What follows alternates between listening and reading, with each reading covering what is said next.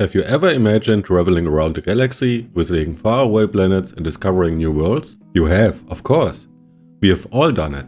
But sadly, we were born too soon to see such a show, or were we? Welcome to my channel where I see into all things about science, tech and crazy ideas.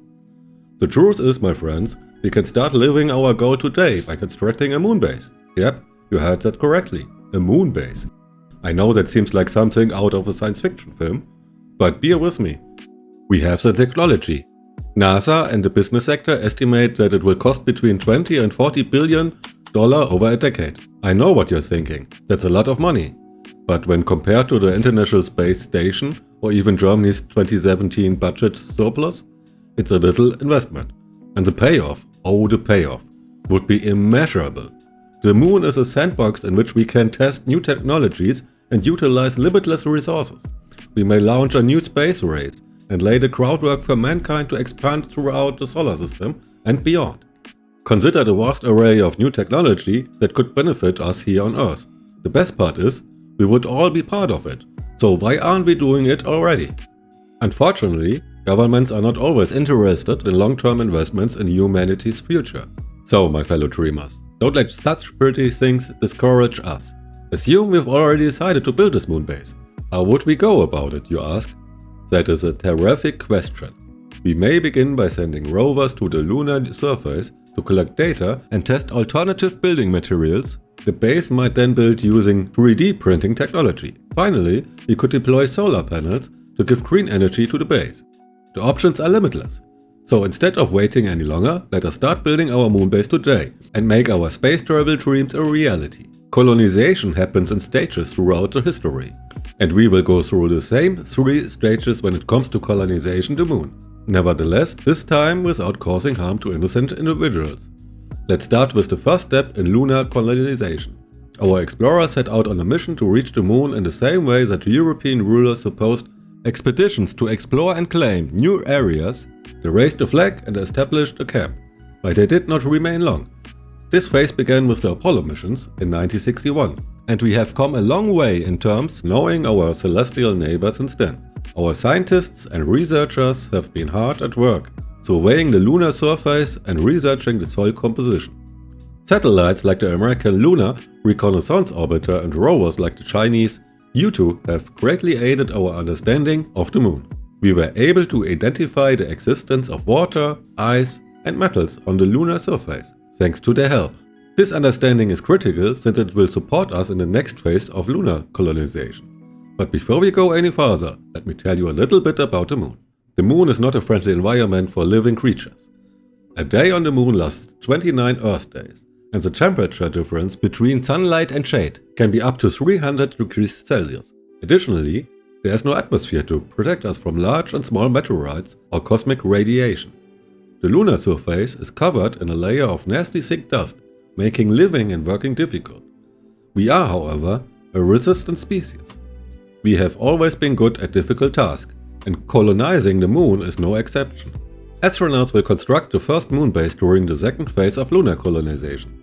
This phase might start now, with the first tiny moon base constructed within a decade. The first nation to establish this facility will be comparable to the First Nations who established outposts in the New World 500 years ago.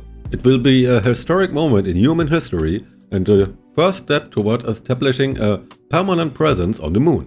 Of course, sending rockets to the moon is expensive, so we will send as few as possible. To make the most of what the moon has to offer, we will need to rely on in situ resource utilization. This implies utilizing the moon's resources, such as water and metals, to construct and maintain the moon base. Tradesmen and laborers will relocate to the moon in the third and last phase of lunar colonization. They will create new wealth and chances for themselves and their family, while also transferring large sums of money back to their home nations. The moon will become a commercial industrial center, and humanity will have crossed a new threshold. To be clear, colonizing the moon will be a difficult challenge, but we are up to it. We have gone a long way since the Apollo missions, and today we know what we need to know to push forward with the lunar colonization. Let us proceed together, and who knows what mysteries and discoveries await us on the lunar surface. Our brave astronauts will begin constructing the first moon base in no time. We are talking about a tiny, lightweight, inflatable habitat that can accommodate up to 12 brave humans. This moon base will be unlike any you have ever seen. Consider camping on the moon. Of course, we won't be sending too many rockets to the moon because it's an expensive venture, but we will send what we need to complete the task. The moon base will be built under a natural shelter, such as underground lava tubes tunnels or polar craters, where the days can last up to 6 months. Our first team of scientists and engineers will land on the moon to investigate its composition. They will undertake research to purify lunar ice and convert it to water, which will be useful for much more than just drinking, my friends. They will even try to grow food plants. We will power the moon base with hydrogen fuel cells, which can store energy during the lunar night. Now get this, the water we collect from the moon can be separated into hydrogen and oxygen, which making it idle rocket fuel. We can provide an orbital depot for future missions to Mars and beyond by putting this fuel into orbit. Colonizing the moon could even be the next step toward colonizing the Mars, but let's not get too far ahead of ourselves. This isn't quite a true colony, but we are on our way, friends. The moon base will continue to grow as long as money is available, and one day we will establish a permanent presence on the moon. Our base has expanded and we are now ready for phase 3. The actual colony. But how do we go about making that happen? Enter the private contractors, hungry for cash and eager to discover the lunar treasures. They understand that if we can make rocket fuel cheaper in space, what else can they profit from? Indeed, precious metals and other raw resources from the lunar surface layer are rich in the impact craters. And if that isn't enough, consider helium-3, an isotope that may represent the key to cheap and clean fusion energy. The Chinese lunar exploration program is already working on it, and future colonists may be able to export helium-3 back to Earth. But hold on, there's more. Asteroids might be captured and mined in the moon's orbit.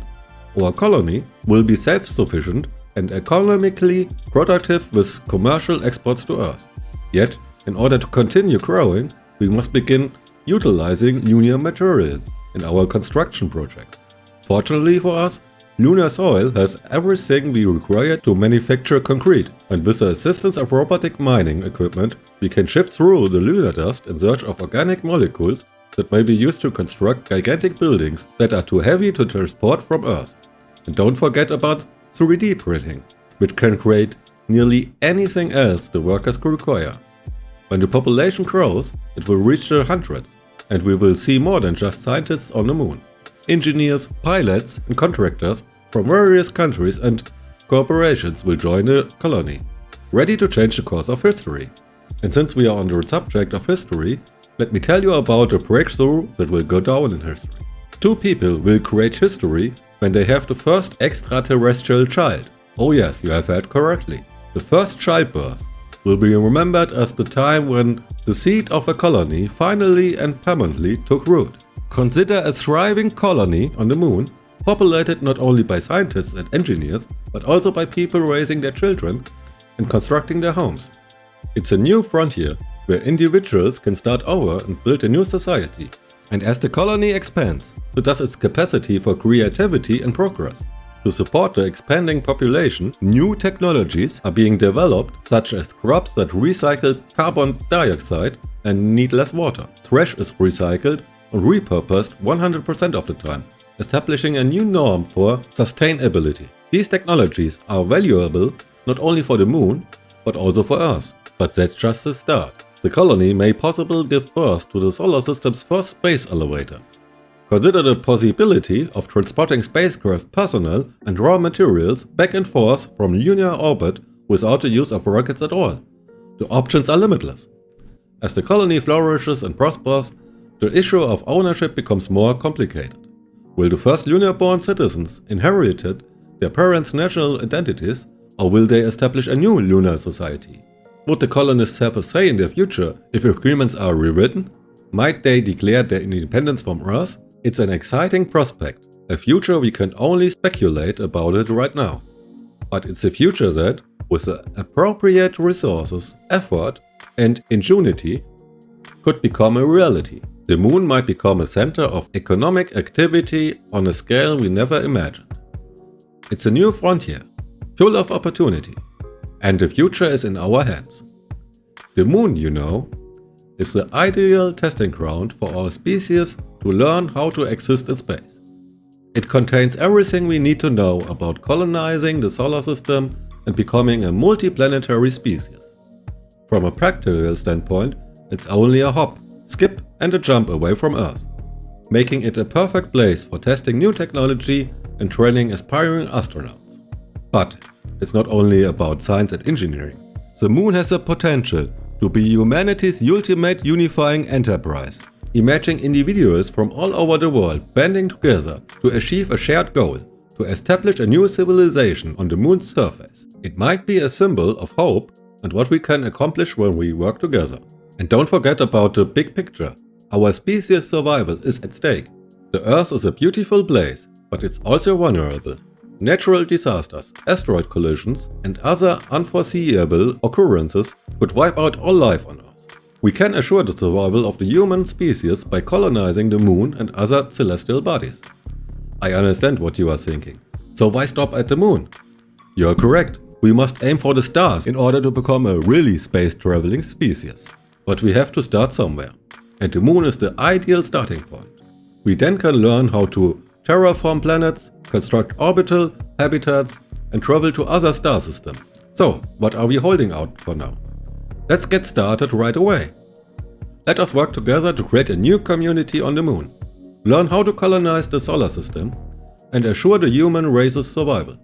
The future is waiting for us, and it's up to us to make it a reality. Thanks for joining me on this journey through the wonders of science. I hope you enjoyed learning about the latest discoveries and mind-blowing concepts. Don't forget to subscribe and turn on notifications to never miss a video. Keep exploring.